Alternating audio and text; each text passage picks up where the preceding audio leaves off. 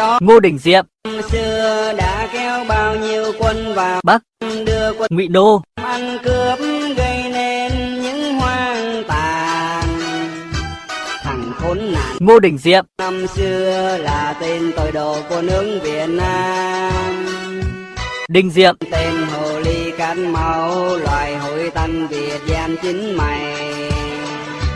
Việt gian tên thằng chó Ngô Đình Diệm. hung nô dâm tặc án gian, uống máu đồng bào mẫu cơ Bà Què. máu dân lành.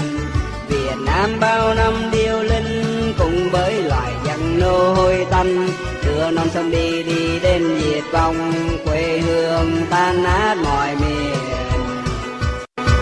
Việt gian tên thằng chó Ngô Đình Diệm. là một tên